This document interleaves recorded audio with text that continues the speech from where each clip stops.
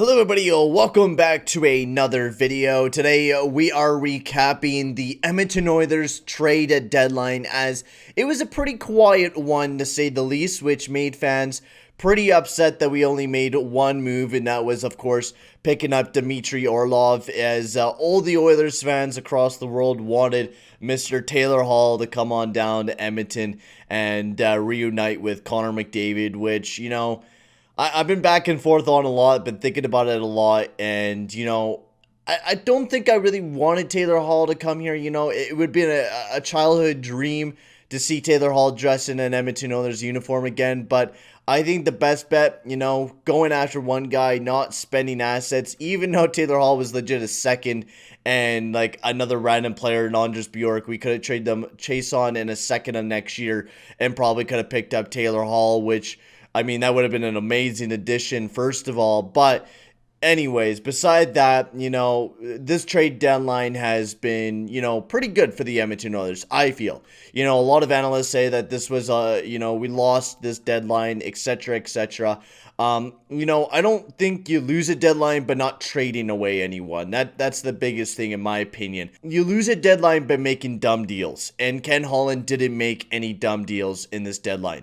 We didn't trade an overabundance of picks. We only traded a conditional 4th round pick to the New Jersey Devils, which could be upgraded to a 3rd round pick if we win a playoff round, for a great defenseman in Dmitry Kulikov, who is a veteran in the NHL, who's played a lot of games, and his analytics look absolutely insane this year, especially for playing on a really bad team like the New Jersey Devils. He was great offensively. Now, I know he only has 2 assists, but his analytics show that he has some great offensive attributes that, can, transition that puck out of here. The strongest suit, though, is not really, his offensive game. That's just a nice little drop in the pedal. His defensive game is the best part of Dmitry Kulikov's game. He is an especially well defensive defenseman, and he was like that when he was drafted by the Florida Panthers. He was a bit of a two-way defenseman when he came into the league, but now he's really just became a really solid defensive defenseman with that, that skill that he can bring that offense,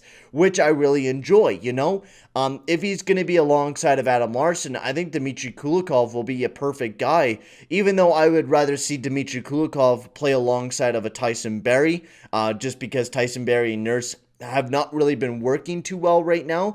But I do think Dmitry Kulikov will also help lessen Darnell Nurse's minutes. Now, with only making this deal, you look at the top 6, you're like, ooh, man, there's not a lot of offense, being distributed.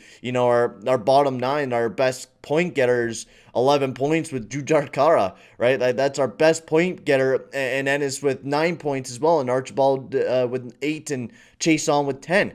Right? Our depth scoring is not really there, and you can kind of see that. It's obvious. James Neal, he hasn't been playing as much, but he hasn't been producing as much either, and he's only really been able to score goals against the Ottawa Senators.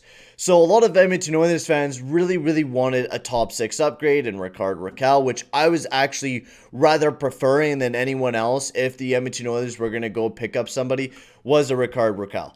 First of all, he had a really cheap salary cap. We would have had to retain any of his money. Plus, he had a contract, I think, for 2 to 3 years and would have been a perfect guy for the Edmonton Oilers. He's a goal scorer. He's really flashy. Would have been absolutely perfect for the Edmonton Oilers. They especially put him alongside of a Connor McDavid. Now, I know he's from the Anaheim Ducks, but he would have been a perfect addition to the team.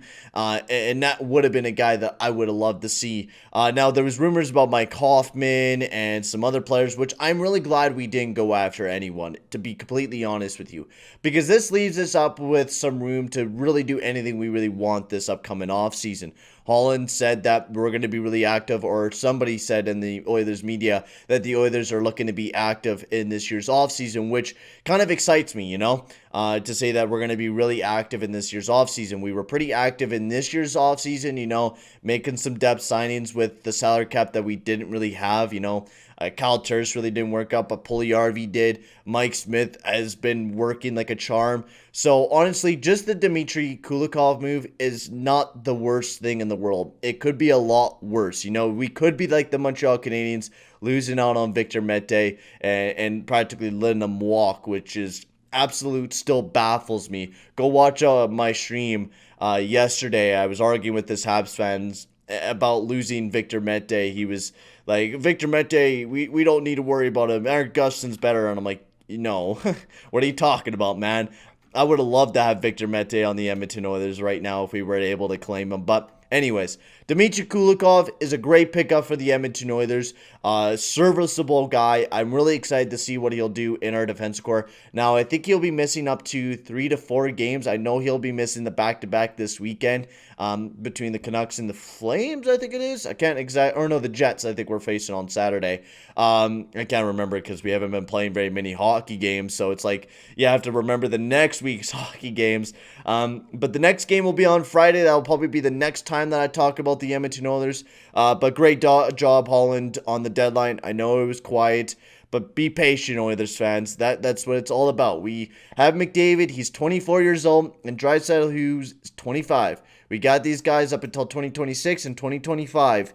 I am not worried about these guys right now. We still have a huge gap of time to win a Stanley Cup, and I believe we will. Dmitry Kulikov is a great addition to this team, and I'm pretty sure he'll help us bolster that defense core even better going up against the Winnipeg Jets, especially against the Jets. They were the biggest losers, only picking up Jordy Ben at this deadline. But great job, Edmonton Oilers. We could have done a lot better picking up a top 6 guy, but we didn't have the assets to really shuffle off to pick up Rickard Rakell or Taylor Hall.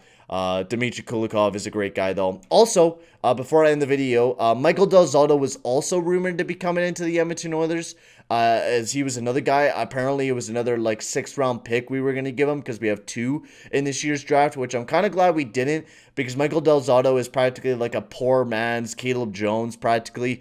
You look at his analytics, the best thing about him is his passing ability, and his offensive even-strength offense and even-strength defense is worse. It's so bad. So I'm really glad we just picked up Dmitry Kulikov, and I'll take that as an easy W for the Edmonton Oilers trade deadline. But for right now, guys, I'm going to end the video here. Make sure to like and subscribe. Tell me, guys, how you guys thought of your team trade deadline and how you guys thought of the Edmonton Oilers. But for right now, I'm going to head off here. Thank you very much for watching, and I'll see you guys all in the next one.